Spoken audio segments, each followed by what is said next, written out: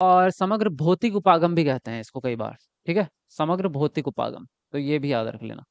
इसमें क्या होता है, इसमें बोलने के साथ साथ जो है शारीरिक हाव भाव का भी इस्तेमाल किया जाता है। कैसे? जैसे अभी फॉर एग्जाम्पल मैं जब आपको कोई बात समझाता हूँ, लगा, जब मैं आपको कोई बात समझाता हूँ तो बात भेजे में आसानी से घुसती है।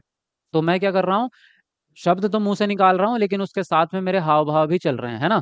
जब हम कॉग्निटिव डेवलपमेंट पे ध्यान देते हैं तो अपनी इच्छाओं को, समझ में आ रही कुछ मैं क्या कर रहा हूँ, लग रहा है कुछ, अपनी इच्छाओं को जब हम बताते हैं तो उसको हम कहते हैं अंतरावैयक्तिक।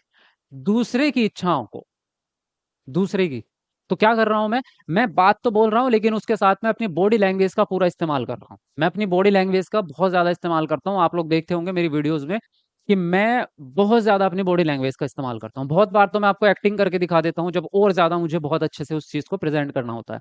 तो ये क्या है, ये समग्र भाषा उपागम है आपको। इसमें बच्चा भी सेम यही चीज करेगा।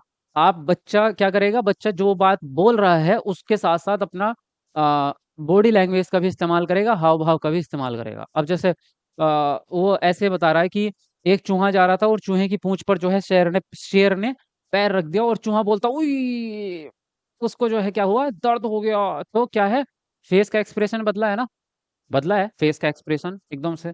तो ये चीज क्या है, बच्चा एक्सप्रेशन भी साथ साथ जाहिर करता है और एक्सप्रेशन से 50% बातें समझ में आ जाती हैं।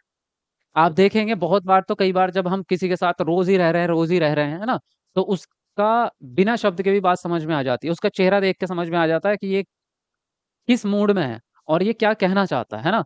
और कई बार इशारों इशारों में बात भी करते हैं। आप किसी शादी ब्याह में गए हुए हैं, है ना, एक दोस्त यहाँ खड़ा है, दूसरा दोस्त वहां खड़ा है, दोस्त आपका उधर खड़ा है, और आपस में ही आपका हाथ में एक गिलास है कोल्ड ड्रिंक का और ऐसे समझ में आ रही है। तो ये भी तो एक्सप्रेशन है और ये भाषा ही है। तो इसमें भी क्या होता है आपका, इसमें बच्चा बोलने के साथ साथ अपनी बॉडी लैंग्वेज का भी पूरा इस्तेमाल करेगा। जब कविता गाते हैं तब भी, कि ये मेरे कान है, ये मेरी नाक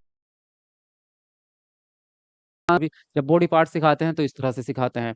हम ऐसे सिखाते हैं, जैसे कविता सिखाते हैं हम, वो लकड़ी की काठी, काठी पे घोड़ा, तो हम ऐसे ऐसे बच्चे को सिखाते हैं ना, ऐसे एक्टिंग के साथ में। तो वो यही मेथड होता है आपका। तो इसमें क्या है, बॉडी लैंग्वेज का इस्तेमाल आपका रहेगा। यहाँ तक की बात समझ में आ गई आपको, है ना, क्लियर। चलिए अब नेक्स्ट, अगला उपागम है आपका समग्र वाक्य उपागम, होल सेंटेंस अप्रोच। अच्छा, हंस ज्यादा रहे हो आप, मुझे ऐसा लग रहा है ना। चलिए, अच्छा बात समझ में आ रही है, पहले मुझे बताओ भाई। हम्म, ठीक, ओके। आई थिंक ये टॉपिक सिलेबस में नहीं है, नया टॉपिक है।